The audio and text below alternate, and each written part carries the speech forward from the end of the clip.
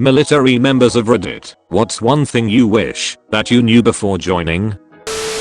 For the army, promotion points. These are extremely important if you want to have an enlisted career in the army. If you want a career in the army and you don't read this wall of text, then you're a moron. And you can spend your army career changing headlight fluid and filling out ID10T forms. If you just want to join, get the training, and fuck off after your initial 3 to 5 years, you can ignore all of this. What are promotion points? Well, no frick, it's like a video game. To go from rank E4 to rank E5, the first major hurdle in an enlisted career, you have to earn enough promotion points to be considered for the next rank. You literally have to earn XP to level up. This is not a joke. This is your United States Army's system of promotion. Leveling up like a video game.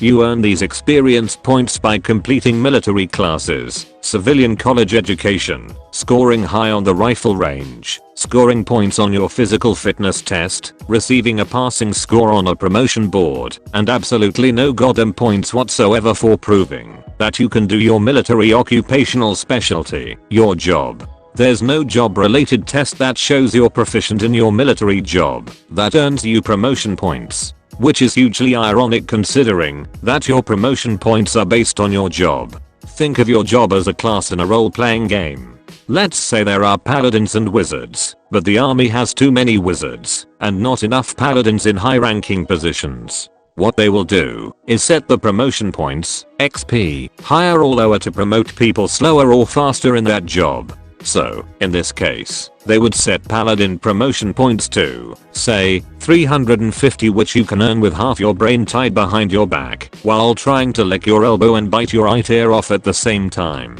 Then they'll set wizard promotion points to 798, which is almost impossible to earn without being the most perfect soldier possible in the history of soldiers, or having your S1, Army Human Resources, lie their asses off for you because some officer likes you and wants to bypass you through the system without earning it. Essentially, he modifies the config file and sets your character to God mode. Lucky you, Methodika. So now that you know this, you need to pick your MOs carefully. You need to not just pick a job that sounds cool, you also need to research the promotion points for that job and make sure that you'll get the rank you want on time.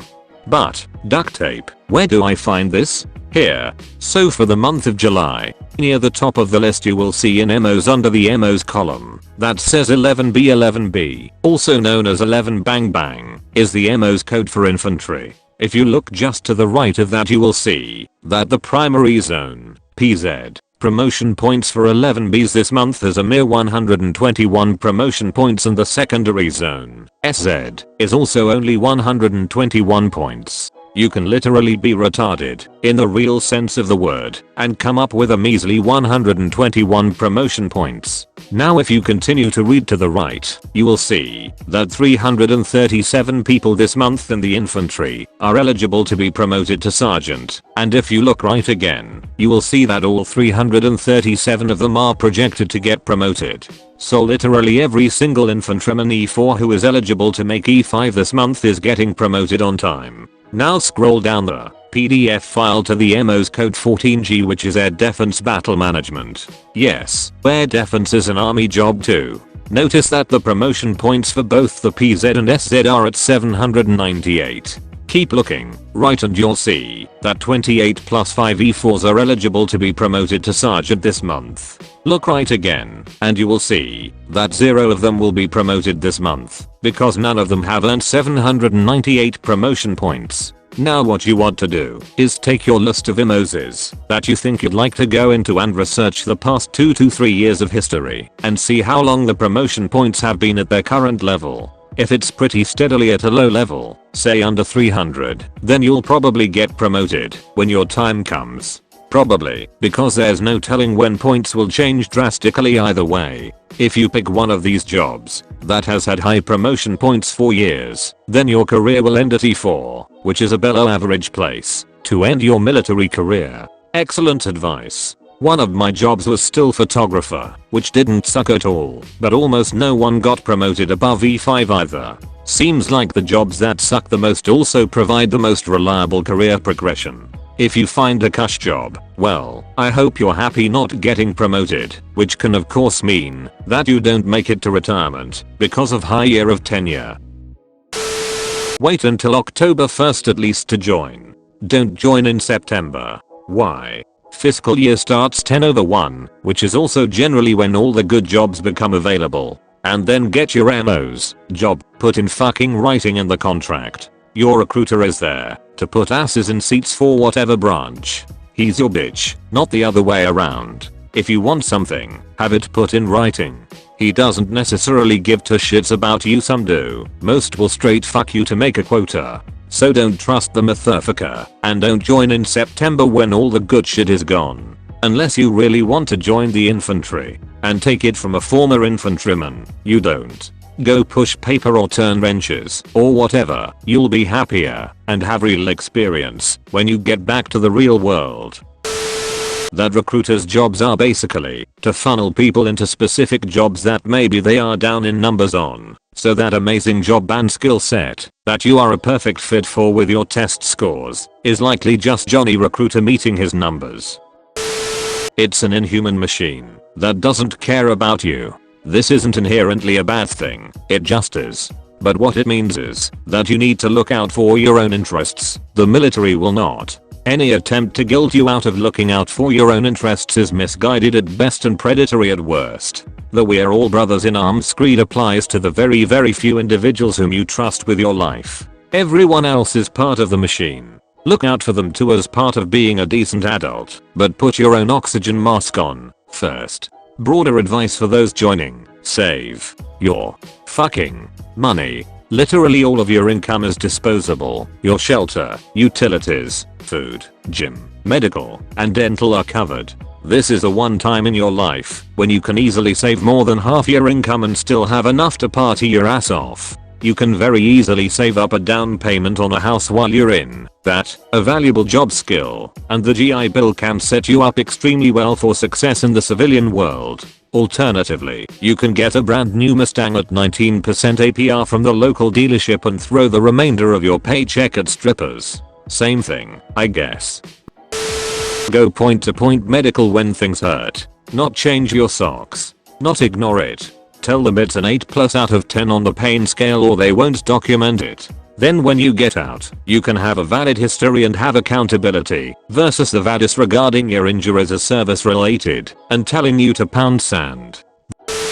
The recruitment process is a negotiation, and it represents the last time that you'll have all the power in your relationship with the military. I joined and went into a high demand demos at the height of the war on terror. Most people in my training platoon had received bonuses in the tens of thousands of dollars, and some of them picked otherwise hard to get follow-on training, such as airborne school. If you are not in combat arms, or even selected, all but impossible to get first duty stations. I, meanwhile, received a sandwich because I wasn't aware of the power dynamic. On a less serious note, some portion of the people who join will do so because they have heard that women love a man in uniform. The more important axiom to remember is that the love for a man in uniform is inversely proportional to their proximity to a military base. This axiom is well earned and constantly reinforced.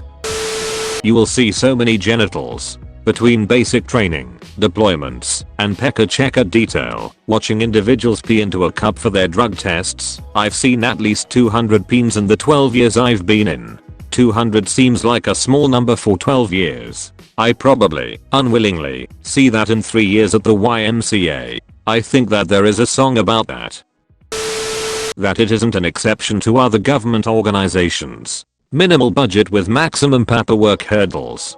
Somehow planes and missiles and bombs get bought daily and often recklessly, but if you want a paperclip you'll have to cry your eyes out only to hear that the allotted budget for office supplies has run out in May. I do government construction. Can confirm. Literally today we asked the rep if she thought something would likely be approved. She said to fill out a form. And we were like, but so we can plan ahead, is it probably? She said to fill out a form and find out. That bitch is the one who reads and approved the damn forms. And they wonder why jobs finish late. Have a plan for getting out from the moment you go in. I see so many people who hate their job stay in for 20 years because they have no other plans. Have an exit plan ready when you go in and work towards it. You can have a degree done in 4 years of service or nothing. The worst part of your early military service is not basic training. It's MEPS. MEPS is a domain of the damned and full of the biggest assholes in uniform. You will face a battery of exhausting tests and paperwork, and when you are the most tired, they will try to push into some or other career field that is undermanned. Do not make a decision based on what they tell you. They are not your friend, and don't give the slightest shit. They just have boxes to fill. Pick the job you want. They might tell you, well, no openings there, might take a while. This is often a total lie. Call them on it. Walk out the door. Wait if you have to. It's way better to wait a few months than to have a job you hate and are stuck with for years. Great advice my recruiter gave me, believe it or not. At MEPS, the correct answer to most questions is no. Ever had a speeding ticket? No. If you say yes to these questions, you still get in. It just often means more delays and paperwork. At basic training, never volunteer for anything, ever. Be as invisible as possible. You don't want your D/T to know your name or anything about you, as long as possible. Almost nothing that happens at basic training, apart from learning basic stuff, matters for your career. Nobody cares about honors. You will probably never see any of those people again. It's a very short amount of time, really. Don't get invested. Don't get upset at the idiots in your group. Remember, it'll be over soon. Knuckle down and do what you have to get by. From my brother, I. Individual. Ready. Reserve. Basically, if you sign up for 6 years, you're not out after 6 years. For 2 years, after you think you're out, they can reactivate you. Then those 2 years start over. Imagine putting in 6 years, thinking you're out. It's been 20 months. You got a job, a house, had a kid, and you get a call. Time to deploy for 6 months. No, you can't refuse. You'll be considered a wall, lose your benefits, and possibly face court-martial. Be aware of the full commitment you are making. Recruiters will lie to you.